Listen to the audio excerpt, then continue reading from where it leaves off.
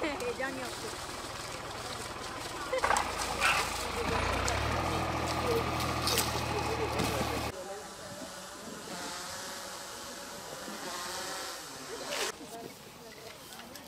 Böyle çantaya koy, böyle çantaya koy. Bak, var ne de? Böyle bir kere dönem değil çocuk. Size balon ne kadar?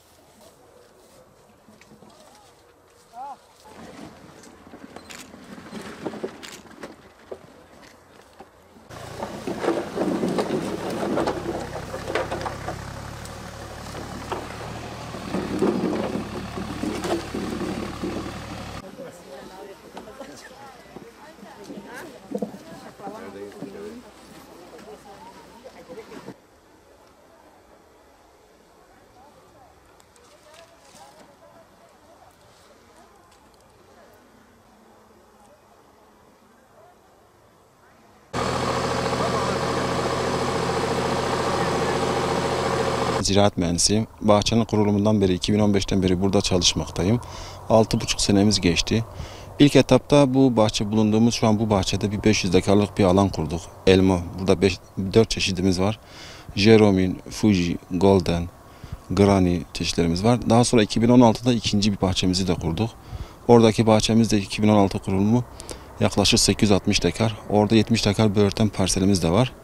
2017'de Karşıtepe'deki bahçemizi kurduk. Orada da 300 dekar armuttu, 50 dekar erik, bir de 500 dekar elma çeşitimiz var. Elma hasat dönemimiz çeşitlere göre geç çeşidi ve erkenci çeşit olarak ilk çeşitimiz Ağustos ayında gala çeşidimiz. Ta Kasım ayına kadar hasatımız devam etmekte. Bu süre boyunca işçi arkadaşlar, civar köylerdeki çalışanlar onlar için de büyük bir gelir kapısı olmuştur. Aynı zamanda hem elma olsun, hem erik olsun, kayısı olsun, böğürtlen olsun. İşçilik olarak işçi bulmak konusunda çok sıkıntı yaşamamaktayız. Burada çevre köylerden işçi çalışanlarımız geliyor. Şirket olarak çalışanlarımız 25 tane personelimiz var. Hasat dönemlerinde işçi sayımız 80-100'e kadar çıkmaktadır. O dönemde hasat itibariyle yaptığımız çalışmada hasat ürünlerimizi kendi şirketimizin soğuk hava deposuna Batman Organize Sanayi'ye göndermekteyiz. Elma çeşidimiz burada birinci kalite, ikinci kalite veya meyve suluk olarak ayrılmaktadır. Şirketimizin hem soğuk hava deposu hem meyve suyu fabrikası hem konsantre fabrikası bulunmaktadır. Bu şekilde ürünlerimizin tamamı değerlendirmektedir. Yani herhangi bir ürün kaybımız yaşanmamaktadır. Dönüm olarak elmayı baz alırsak yaklaşık 650 bin adet ağacımız var burada dikili. 2000 dekar elmamız var. 70 dekar böğürtlenimiz var ve bu sene artırdığımız bir 30 dönüm yeni çeşit böğürtlenlerimiz de var. Yaklaşık 100 dekar böğürtlen, 100 dekar kayısı, 110 dekar badem. Burada aynı zamanda meyve dışında tarla bitkileri de mevcuttur. Duyduğumuz kadarıyla Siirt bölgesinde bir iki bahçe var. Onlarda da alan olarak çok az. Yani bir 200-300 dekarlık, 50 dekarlık elma bahçeleri olanlar var. Bildiğim kadarıyla iki köprü tarafında da bir bahçe mevcuttur, 50 dekar. Onun dışında bu büyüklükte bir bahçe yok bu bölgede.